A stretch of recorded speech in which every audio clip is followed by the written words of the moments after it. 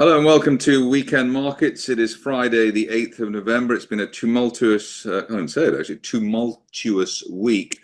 And we actually have, it's so tumultuous that we actually have somebody different for me to talk to this week rather than Steve and his hat. His hat's apparently being reweaved at the moment, so he can't make it. But we've got Molly Eldridge. How are you today, Molly? Hello, very well, thank you. Thank you for having me on the show. It's my first time. Yes, well, there's not much to live up to, I can assure you, so don't worry about that. For people who don't know who you are, and there may be one or two, who are you and what do you do? So I run a small PR IR consultancy firm called ME Consulting, based out of London. And what does that involve? Because we have actually crossed paths in the past, which is why you're here today. So my focus is mainly sort of clean energy, recycling, anything to do in clean tech. And typically I help sort of small companies start up startups with their brand awareness. Right, and so you're into that sort of green woke energy, as I would call it. You could call it that. You could call it that. How's that going? Is that going well? Helping save the world? Trying to, bit by bit at a time.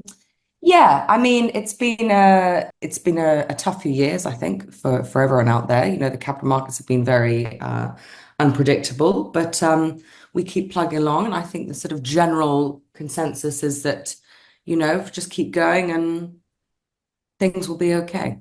But We you've got. I keep mean, a positive attitude. well, obviously you have to have one these days. So that you have to have that these days. But you've had since we've spoken properly last, we've had Keir Starmer and his government come in, and Ed Miliband is sort of Mr. Net Zero. Is Labour helping your sector? I think, I mean, obviously Labour's budget announcement has come with its ups and downs. I think they took a few people by surprise with some of their announcements last week. However, I think specifically for the green energy sector, which I work in, it's going to be fairly positive. There's a lot of investment going into that sort of northeast region specifically. So, for example, one of the projects that I'm working for are due to build one of their plants up in Teesside, the chemicals park, where many other projects are, looking to sort of flourish. So I think from that perspective, yes, I think, there's a lot of government support coming in. Hopefully there's going to be some positive change in regulation. It's just whether it's just whether it sort of matches up with, the sort of policies and regulations from Europe and the rest of the world really, and how we can make that work. So it could be okay. I mean, I think the issue there is that government's very. I mean, this government's very good at virtue signaling what it's going to do in the green area, and we're going to have to pay for it. It's just a matter of whether there'll be enough money for them to get or put enough money into small companies to get them over the line. I think the company on the stock market which comes to mind is Energy Pathways. Their shares are one of the few that have actually gone up this year. They've sort of 4x over the last month or so, and that's all about energy storage. So energy storage is supposed to be the new rock and roll as far as renewables is concerned, because when the wind's not blowing, you need somewhere to store that the energy that you created when the wind was blowing, etc., etc. So I think there's a lot to do, and I think that's the issue, whether government has the talent and the skill and the money to get these things over the line. So that's probably the most positive part of the new Labour government. The other part, obviously, everyone's if you're a pensioner or if you are a farmer or you have somebody who's died or you're actually not working class, you're in trouble at the moment, or you feel that you might be. The contrast, obviously, is with the Labour government here and Donald winning again. Which was, people are in anguish on Twitter, or X as they call it now, Elon Musk's social media vehicle. It's amazing that all the ranting and raving has come out when he comes back, rather than saying, well, perhaps the guy deserves a break after being shot twice, nearly bankrupted. What else? He was convicted. What else happened to him? or just What more. hasn't happened, I think, is the question that we need to be asking. Yeah, no, it's just very, very determined chap, I think is what you could say. It's a bit like Nigel Farage, who's You've also got to give him that. Yes. somewhat of a Marmite character. I think he became an MP at the eighth time of trying. And I think just on a personal level, whether it was you or me or anyone else, probably after 7 times of losing, trying to become an MP, to actually keep going is something to be admired, even if you don't like the man. So that's something. Same with Trump, really. I mean, he didn't have to come back. He could have, he was president once, and he had a good 4 years and everything else, and he lost. And most people would say, "Well, I've lost, so that's it. I'm 70." He was 74 then, and he could have thrown in the towel. Maybe a lot of people wish he had, but he'll be the same age as Biden when he finishes. So let's see if he can keep his brain going.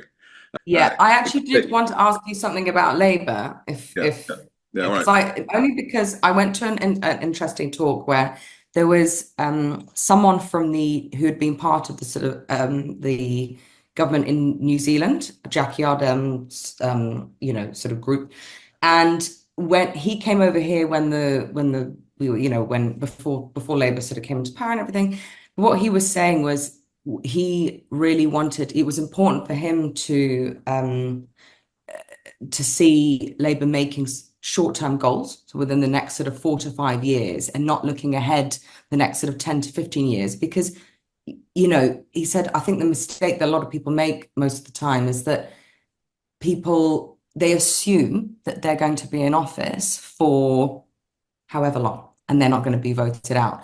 And so how can these governments change their perspectives, change their thinking, and actually sort of create short-term goals to get things done while they are in office, despite what will happen at the end of their sort of 4 to 5 year term? So I was going to ask you, what do you think, based on what Labour has said so far about some of their policies, maybe specifically in sort of off the back of talking about the sort of green policies that they've been speaking about. Do you think that can be maintained, and do you think that's realistic?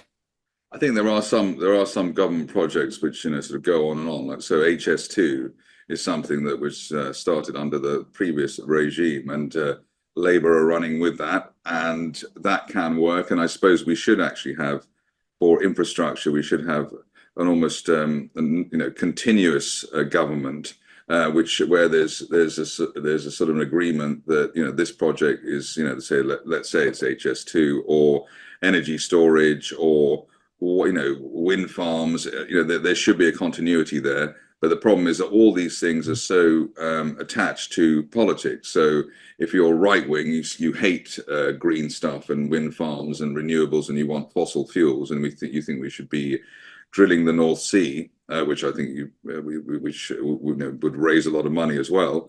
But if you're left wing, you hate fossil fuels. You're just stop oil. I'm sure you're a just stop oil type of person yourself, and throwing orange paint at works of art. So to answer your question, those things, in 4 or 5 years, any new initiative is not going to get off the ground, even if it's a small cap company. Even if you're a company, which is starting off a new pizza chain, it takes normally more than 4 or 5 years to get off the ground, and it takes a hell of a lot of money. In anything new or technological, you're all over the place, and that's the issue. Which I guess brings us on nicely to the US and the US election, and talking about sort of what's going on there, and how the influence of foreign policy from the US over to on the UK. It was very enjoyable this week because you had the people quoting Lammy, who David Lammy, the Foreign Secretary, is obviously so well equipped for his role. I mean, just exactly the right man for the job. Having to sort of cringe and squirm as Trump came in. Lots of people on the Labour side obviously they already decided he was never going to win again, and they could say what they liked about him because he wasn't coming back, especially after he was shot or convicted. Being convicted was actually looked like that was it, right? He was sort of sitting there very like, I know. He was sitting there. I know. And the mugshot, the mugshot was supposed to be, that was it. After nobody survives a mugshot apart from I think Hugh Grant. There's nobody else. I feel like we're living in a Black Mirror episode at the Yeah, moment, you know, so and and convicted so of, and so they sort of thought that was the end of him. And it's interesting that as a politician, I mean, you normally sort of hedge your bets a bit. You don't sort of just definitively say, right, that'll never work, or that person's is finished. I mean, you could have said that about Churchill, in the late 30s, like he's washed up, never come back, he's an old fool, forget it. And then he becomes the greatest prime minister ever. So in politics, you have to be always be sort of slightly. It's a bit like the Conservative Party now. They look like they'd probably never come back in. Reform will we'd beat them at the next election, etc., etc. So it's politics. You have to be very very delicate about these things. And you had all that, so the Lammy type of activity. You also had, I suppose, there was a lot of attention around. Kemi Badenoch actually had a lot of tension herself with her first. Sword fight with Keir Starmer, where people were saying her sort of her left hand is shaking. She was that nervous. She's not normally. I mean, you wouldn't want to meet her in a dark alley normally. So it's rather weird that she was actually quite nervous, or appeared to be quite nervous. And yeah. she also said, "Well, I'm not going to get into this confrontational stuff. It's going to be sort of a proper, sensible chat." And then the next sentence was like straight in there. And Yeah, I think that was whatever. You have to learn how. It's not easy being leader of the opposition. It's not easy standing at the dispatch absolutely box. not. But Absolutely. it's a bit like the contrast between Rishi Sunak when he was prime minister. He wasn't great at the dispatch box. He was like, he was like a sort of sixth form, schoolboy type thing, which is obviously his demeanor. But as soon as Yeah. he was no longer prime minister, he was brilliant. He was funny. He was witty. He was relaxed. I mean, he was, all his punches landed, and it is interesting. Yeah. Where's this guy been all this It's just, time? I'm going to come back. You're great. It's fantastic. Yeah. But it shows how that's the thing that people throw stones at politicians, but it's not easy. I mean, it is a really difficult job, and I think politicians pretend, Yeah. because obviously they've said, "I'm going to be a great leader. I'm going to be fantastic and be confident." But it's not something you're not only it's not only the personality traits, which obviously Starmer, you know let's say, I mean, since he's become prime minister, his communication skills and everything else, I mean, he's just gone, he's got even worse than he was before, right? Because it's the stress of the job. He was talking about sausages rather than hostages, and all that sort of stuff, which you only do when you've got to be quite nervous. He was sort of standing. Yeah. Public speaking isn't easy.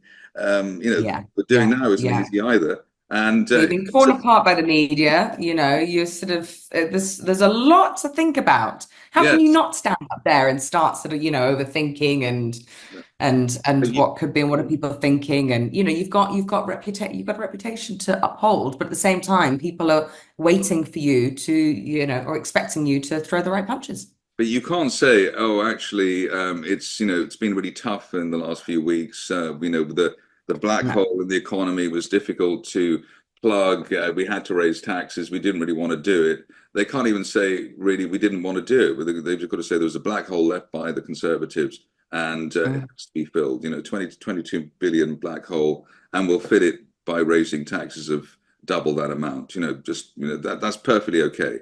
And Yeah. you can't give the answer. You can't give a straight answer, and obviously you can't be seen to have been perhaps lying either, which is an issue. Mm. Etc. etc. So that was a highlight of, I think, this week, just how difficult the job of being a politician is, and obviously nobody has any sympathy at all, because No, no, because no because one. they're saying, I'm the leader, I'm the leader, I'm the best person around for the job. But I think with Kemi and friends, if you look at it, with the benefit of hindsight, I mean, there was nobody else even close to her, to her sort of stature.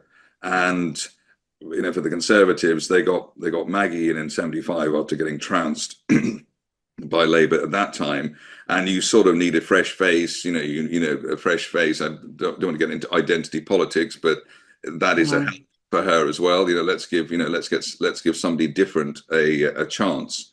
But it is the case probably for the Conservatives that they have to probably land some pretty big punches in the next few months in order to ensure that they will be back in 4 years' time, if that's what's going to happen. I mean, the way things are looking, if there was an election tomorrow, it would be pretty close. You know, Yeah, I think neck and so. neck. I I don't think think Labour. so. I don't think Labour would win by more than a very slim majority because they have. There is. I can't think of anyone in the country would actually say, "Oh yeah, yeah, Labour. They've been great." I mean, unless you're a train driver or a teacher or or somebody on minimum wage, or No. so you And got. I think changing the definition of the word, worker, what they originally meant in the beginning with this word Just, worker, well, no, no, no. define that word. Who does It's that word apply to? Well, it doesn't apply. No, well, it doesn't apply to me, of course, because I'm posh. But it does actually mean working class, and that's their they're all about the working class. They're all about giving the working class the advantage and helping them, which is fair. But it's take from the rich and give to the poor. It's Robin Hood. He made a whole career out of that. So it's a winning formula just from that perspective. But obviously, where does the money come from? And it's still the problem that you run out of rich people's money, because they Yeah. I think they they just leave or haven't, they become poor. I think there just hasn't been enough thought sort of gone into, for instance, the example about the school fees, taxing, the extra sort of 20% VAT on private school fees, fine. There's going to be a huge, that is what it is. There's going to be a huge influx of, private school kids who are now not going to be able to go to private school. They're going to go into the sort of public school system. Public school system is already overrun. It's crowded. There aren't enough teachers. What's that going to look like in the next year or so? There's kind of, these sort of changes being made, but I feel like there's been no actual sort of depth of thought about what the impact is really going to be. And the sort of, general consensus I've been getting is people just want, as you're saying, if there was a vote tomorrow, would Labour win? Would who would actually win today? I think, people just want, I mean, is there such a thing as an honest politician? I don't know. But people just want our politicians to uphold a little bit more integrity and honesty than perhaps they have done in the last however many years. In terms of our party political broadcast this week, was the highlight for you Trump? Was that the big thing? Was that something that you think, oh no, what a disaster? Or was it? Can I tell you something? To be honest, I was expecting him to get in. I just thought I wasn't surprised, let's put it that way. And, I think, I think we've just got to see what happens. I think my only concern is with, our sort of Labour government here and Trump being in power in the US. I wonder what's going to happen with our relationship with the US. It's a Obviously bit I'm coming at awkward. it from a It's a bit awkward. Apparently, Yeah, obviously I'm coming at it from a point of view. I've always got my sort of green energy hat on. But there's sort of, Inflation Reductions Act, what's going to happen there? I mean, I think we're just going to have to wait and see. What's going to be the impact on the UK and Europe with what's going on in the US? I mean, in some ways, yeah, I mean, there are pros and cons to everything, right? I mean, we've got to sort of taking a whole new tack now. We've got to think about the sort of war going on as well. At the moment, what's in Russia and Ukraine and Israel and Palestine and going to fix what's that. He's going to you fix know all of that in 24 hours, so we're fine. well, It's all apparently good. so. Apparently so. It's So, all, it's all good. it's I going mean, to be interesting to see how it all plays out. Yeah, well, yeah. I didn't even think it was going to actually. I thought it was, the vote would be fiddle like it was in 2020, and he wouldn't get in. So I thought, well, that's it. It's going to be disappointing, but disappointing for him rather. They'll fiddle it, so they'll burn all the ballot papers, and he won't get in, and that'll be it. And Kamala will get in, and it'll be a great, the first black woman president, and everyone will be happy. I actually was thinking that scenario. So Because I'm Oh, so beaten up by. Well, no, the other thing is that the media the media are obviously, they're so won't say so biased, but most of the commentators are, Trump haters that think he's vile and this and that and a sex maniac or sex fiend or yeah. whatever it is. And so, it's very difficult. It's very difficult to look at it in an objective way. And you know, because let's say I'm, Republican. If I was American, I'd be Republican. I don't. I want to sort of try and be unbiased in my point of view. Well, he's Republican, but he's not the right man for the job. So I shouldn't be wishing that that he wins, etc. So I got suckered by the media totally. So when in the middle of the night on Tuesday, whatever it was like, oh really? Oh, he's ahead by 2-1. Oh, that'll never work. That'll never last, etc., etc. So there we are. But it's the same with Starmer. I mean, I don't, with Labour, you've got to hope for the best because otherwise you're sunk. And maybe what you call it, Rachel Reeves had said there's no new taxes in the spring budget. Well, hopefully there won't be any more black holes and blah blah blah. And let's give it the benefit of the doubt. But I do think that a lot of people have had a lot of pain for not really, in this country, not really any good reason. Capital gains and inheritance tax, and a lot of people will be worried. The pensioners will be, slightly, deciding whether to eat or heat or whatever they're doing. So these things do affect people's lives, and they do give people stress as well. And I think it's for nothing in this country. I think they've had stress for nothing. It could have been done in different ways, but unfortunately, I'm not in charge of the thing yet. It's not too late, obviously, but It's never too late. never too late. But on that note, Molly, this is our first weekly chat. Hopefully, we'll be absolutely polished next time, and the next time, and the next time. But it's a fascinating time to start, and had to speak to somebody on this, on a momentous week. And I was itching to say things, most of which I haven't actually said, but hopefully next time or the time after, I'll come up with something, a few pearls of wisdom. But in the meantime, Molly Eldridge, thank you very much indeed, and hopefully see you again at the same time next week. Thank you, Zach. Thank you for having me. See you next week.